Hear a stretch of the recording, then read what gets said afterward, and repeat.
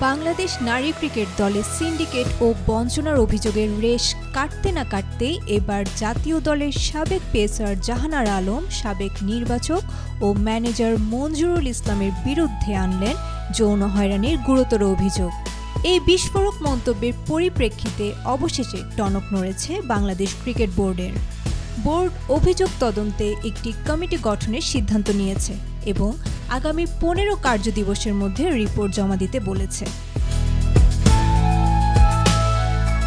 সম্প্রতি ক্রীড়া সাংবাদিক রিয়াসাত আজিমকে দেয়া এক অনলাইন ভিডিও সাক্ষাৎকারে জাহানারা আলম তার অভিযোগের বিস্তারিত তুলে ধরেন।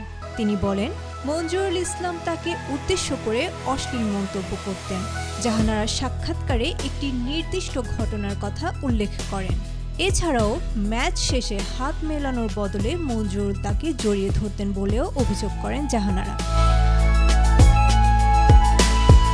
এর আগে কালের কণ্ঠে দেয়া এক সাক্ষাৎকারে জাহানারা আলম নারী দলের সাবেক নির্বাচক মঞ্জুরুল ইসলাম এবং অধিনায়ক নিগার সুলতানা জ্যোতির বিরুদ্ধে সিন্ডিকেট সহ একাধিক অভিযোগ এনেছিলেন।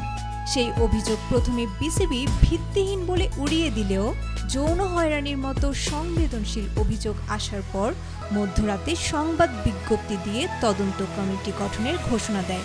135টি আন্তর্জাতিক ম্যাচ খেলা এই ক্রিকেটার জানান, তিনি 1.5 বছরে বহুবার তৎকালীন নারী উইংয়ের প্রধানকে অভিযোগ করলেও কোনো প্রতিকার পাননি।